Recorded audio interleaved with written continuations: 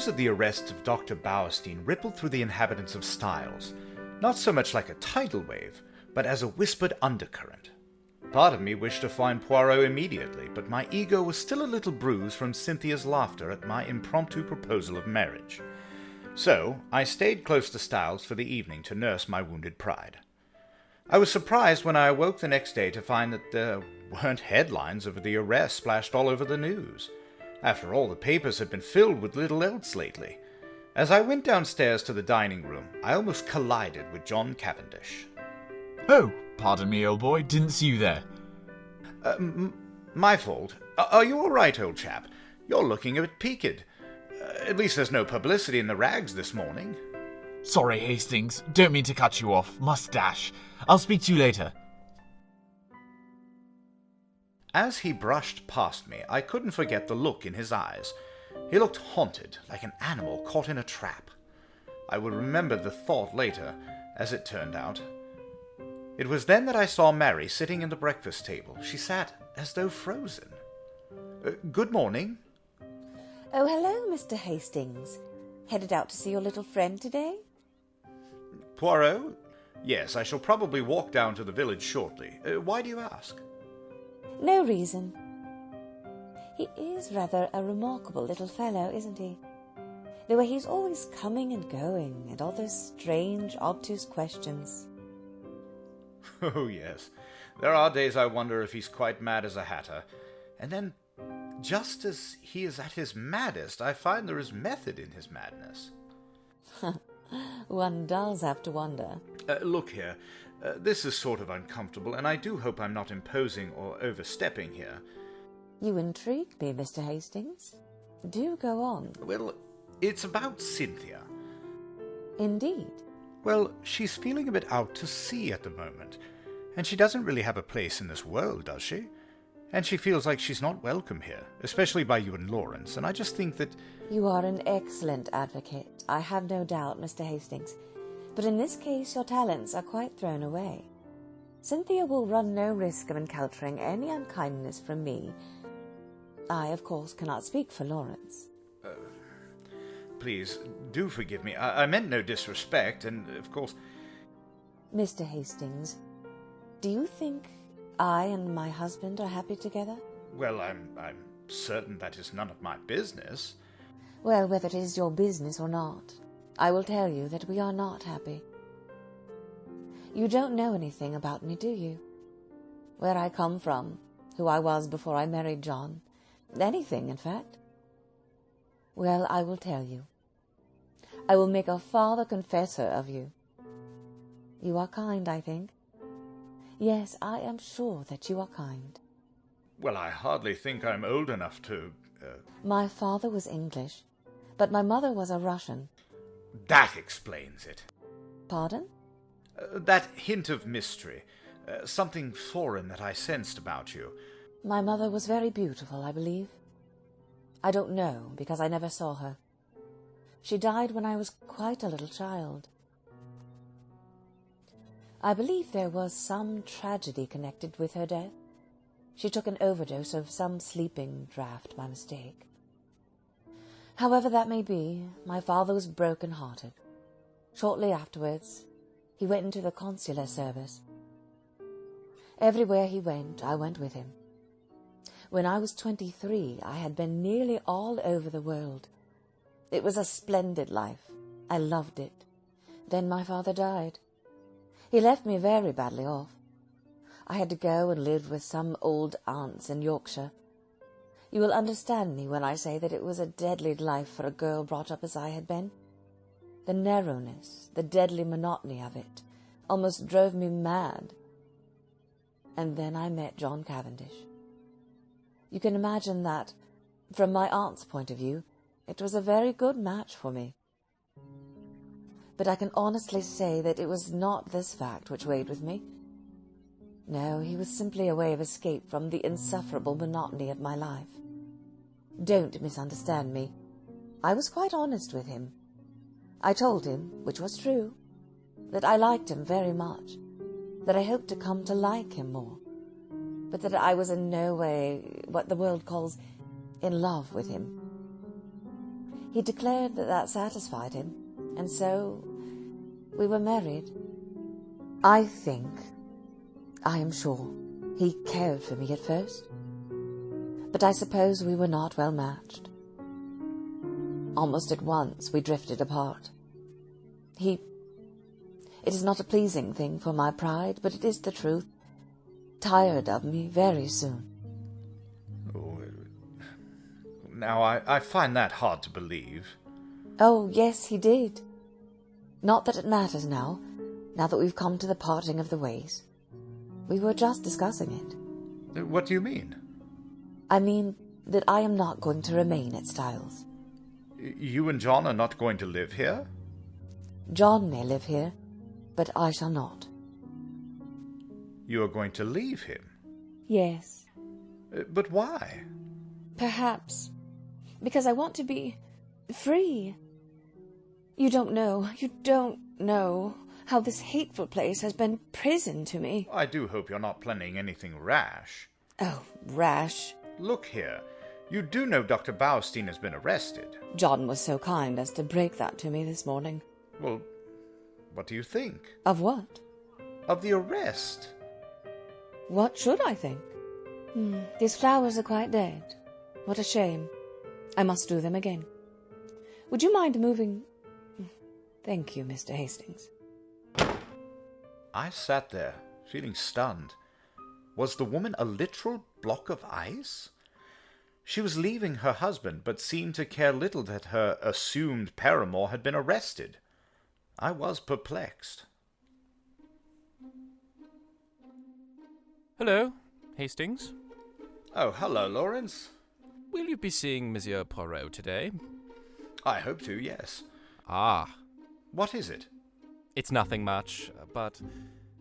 Well, if you are going to see him, will you tell him... I think I found the extra coffee cup. Oh! That blasted coffee cup! Where on earth did you find it? When? I'd rather not. Can you just let Monsieur Poirot know? When you get the opportunity. Of course, but... Dash it all, can't you tell me about... I'm afraid I don't have time. Sorry, Hastings. Good morning, Monsieur Poirot. And an excellent morning to you as well, my good Dorcas. Poirot, where have you been? I was just about to head down to see you. Ah, the little grey cells. They're united in thought this moment. For I was coming to collect you, as I have something to show you in my cottage, and much to share. But first, my good Dorcas, I have a question of you. Well, yes, sir. Anything you need, sir. Dorcas, I have an idea, a little idea, if it should prove justified. What magnificent chance. Tell me, on Monday, not Tuesday, Dorcas, but Monday, the day before the tragedy, did anything go wrong with Mrs. Inglethorpe's bell? Well, yes, sir. Now you mention it, it did. Though I don't know how you came to hear of it. A mouse or some such must have nibbled the wire through. The man came and put it right on Tuesday morning. Thank you, Dorcas. That is all. See you, one should not ask for outside proof. No, reason should be enough. But the flesh is weak. It is consolation to find that one is on the right track. Ah, my friend, I am like a giant refreshed. I run, I leap. Ah, there you are, Monsieur Poirot. I've been looking for you everywhere. Hello, Miss Howard. You have found it? Step out of the hall for a moment, old boy.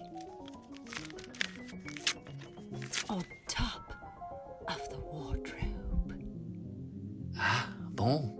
Thank you, Miss Howard. Thank you. Say no more, Monsieur Poirot.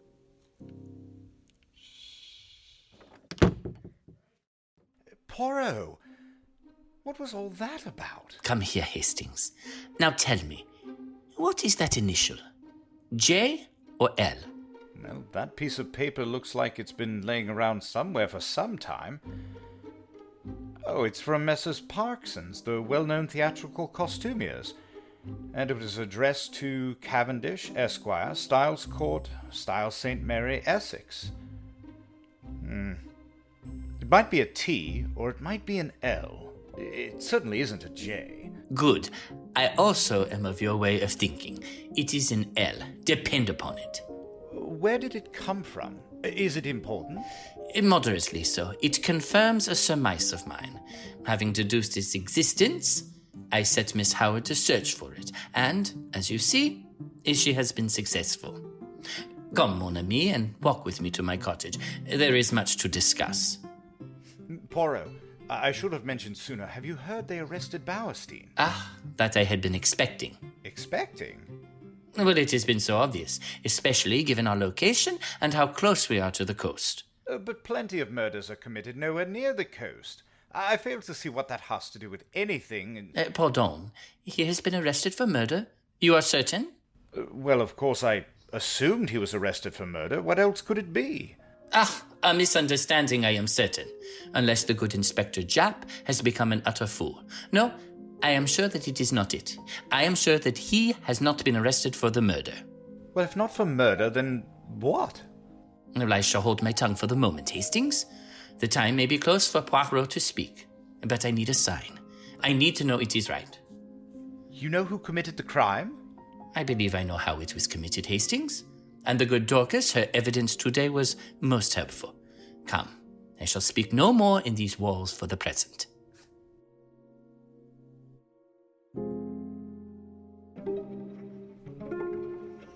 Poirot remained tight-lipped and refused to say much more about the case until we were ensconced in his little living room. Oh, I clean forgot. Lawrence wanted me to tell you that he found the other coffee cup. He wouldn't give me any other information.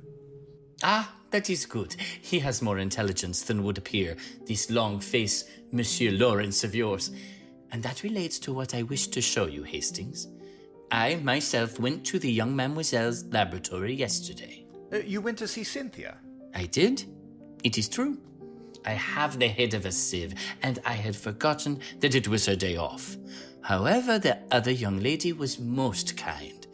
She was sorry for my disappointment and showed me everything in the kindest way. Well, that's good. I'm sure you can make it up to Cynthia by having tea with her another time. Are you a judge of finger marks, my friend? No. I know that there are no two finger marks alike, but that's as far as my science goes. Exactly. I have numbered them. 1, 2, 3. Will you describe them to me? All greatly magnified, I see. Number 1, I should say, are a man's fingerprints, the thumb and the first finger. Number 2 are a lady's. They are much smaller and quite different in every way. Number 3, there seems to be a lot of confused finger marks, but here, very distinctly, are number 1's. Overlapping the others? Yes. You recognize them beyond fail? Oh, yes, they are identical. Wonderful. Thank you, Hastings. That is all I wanted to confirm.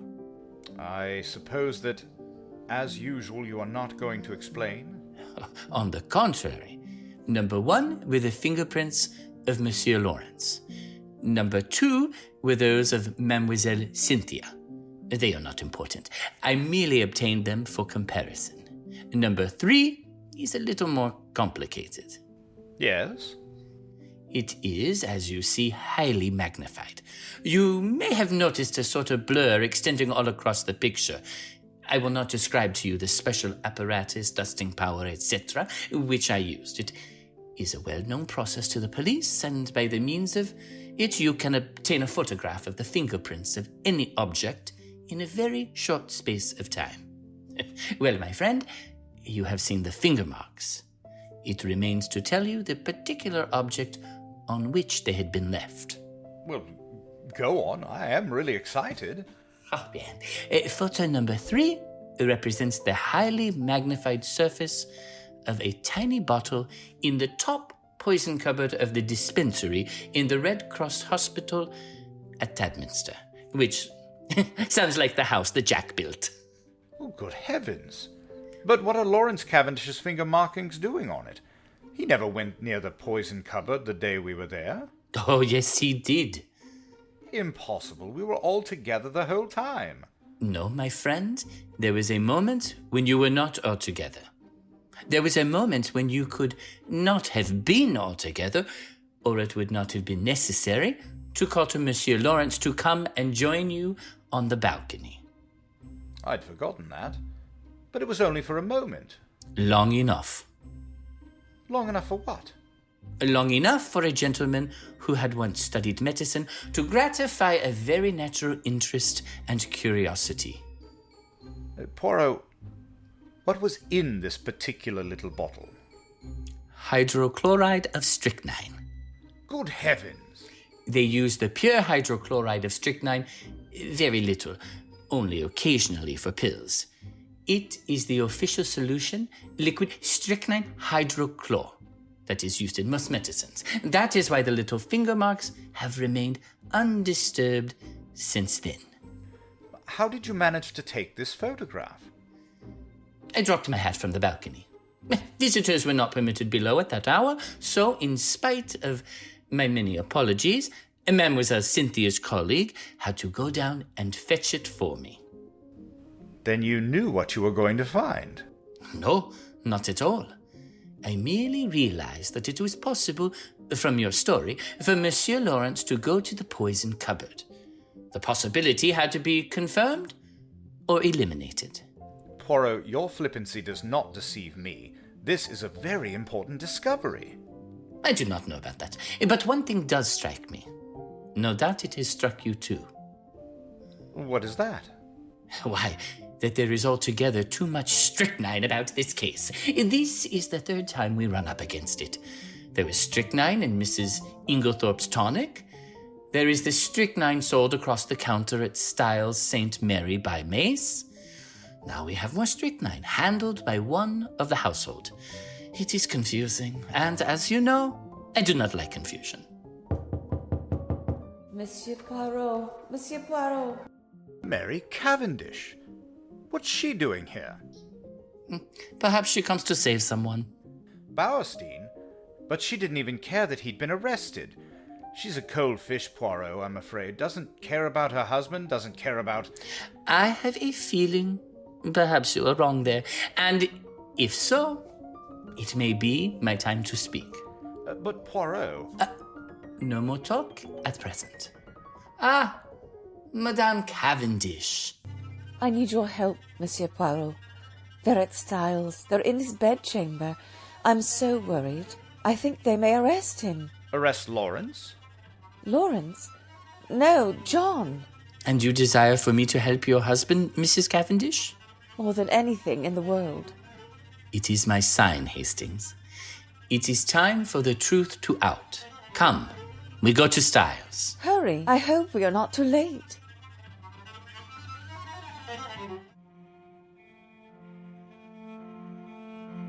As Poirot and I rushed to Styles with Mary, my mind was a whirl. Mary seemed beside herself with worry, and the Ice Queen facade had truly slipped. John, a murderer? I had heard Poirot's evidence against Lawrence and could have believed it possible of the younger brother at a stretch. But John? There had to be some mistake. As we approached the house, we saw Inspector Jap. Monsieur Poirot, we found the culprit. What makes you say that? Had a tip to check Mr. John Cavendish's room. In his chest of drawers, hidden beneath some underclothing, we found, first, a pair of gold-rimmed pince-nez similar to those worn by Mr. Inglethorpe. Secondly, this vial, a tiny bottle of blue glass containing a few grains of white crystalline powder and labelled strychnine hydrochloride, poison.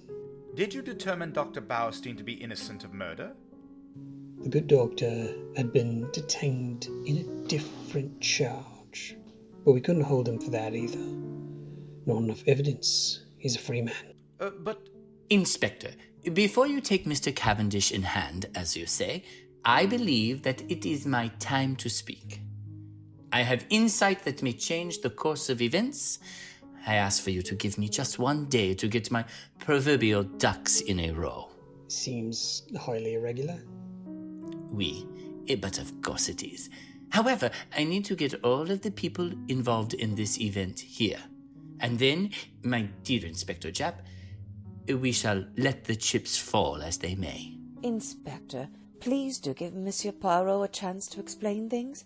We would be happy to have you stay here at Styles if you need to keep an eye on. I won't be taking advantage of your hospitality that way, Mrs. Cavendish, not at all. Once your husband arrives home, I will take him into police custody. No, oh no. Inspector, I beg of you. However, I will grant Monsieur Poirot a 24-hour grace period, as they say, and I shall return with Mr. Cavendish in precisely 24 hours. I am deeply grateful. John! They found the vial. They found it. What's this? Mr. Cavendish, I'm afraid I have to ask you to come with me. I shan't be booking you this afternoon, but we shall be having a little chat, and I'll have my eye on you. Monsieur Poirot here has granted you a 24-hour stay of execution. That may be a poor choice of words. Come quickly if you will, let's not make a fuss. I would never hurt my mater. This is all a mistake. Be of great courage, monsieur, for Hercule Poirot intends to help. All will be clear. This way, Mr. Cavendish, if you please. John. Mrs. Cavendish, Hastings, we must get to work. We have to get the word out to everyone that was here on the night of the murder that they must return to Styles. Yes, this is our only chance. Poirot was a hive of mysterious activity for the rest of the evening. He refused to answer many of my questions. Mary and I managed to get word to all of the intended participants, even the newly freed Dr. Bauerstein. I was still confused by Mary's sudden change of heart. How had she gone from being ready to leave her husband to seemingly being lost without him? I mentioned as much to Poirot. Yes, she is of those women who show at their best in adversity. It brings out all that is sweetest and truest in them. Her pride and her jealousy have always... Jealousy? Yes. Have you not realized that she is an unusually jealous woman? As I was saying, her pride and jealousy have been laid aside. She thinks of nothing but her husband and the terrible fate that is threatening him. I still can't believe it. John, but did you suspect him? John Cavendish, all along? Of course. Well, for quite some time. Did you not suspect him at all? No. Not after that fragment of conversation you overheard between Mrs. Cavendish and her mother-in-law, and her subsequent lack of frankness at the inquest? No. Did you not put two and two together and reflect that if it was not Alfred Inglethorp who was quarrelling with his wife, and you remember he strenuously denied it at the inquest, it must be either Lawrence or John? Now, if it was Lawrence, Mary Cavendish's conduct was just as inexplicable. But if, on the other hand, it was John, the whole thing was explained quite naturally. So it was John who quarrelled with his mother that afternoon? Exactly. And you have known this all along? Certainly. Mrs. Cavendish's behavior could only be explained that way. But I must employ my little grey cells, mon ami. I have a final link that I must connect before tomorrow. I am so close. But the murder, he is unscrupulous. I must leave no hole through which he can crawl. Poirot, what are you doing? We don't have time for children's games right now. Making houses of playing cards? No, mon ami, I am not in my second childhood. I steady my nerves, that is all. This employment requires precision of the fingers. With precision of the fingers goes precision of the brain. And never have I needed that more than now. What is the trouble? It is this, mon ami, that I can build card houses 7 stories high, but I cannot find that last link. That last link which is essential. Still, I continue. It is done so. By placing one card on another with mathematical precision. What a steady hand you've got. You know, I believe I've only seen your hand shake once. On an occasion when I was enraged without doubt. Yes, indeed. You were in a towering rage. Do you remember?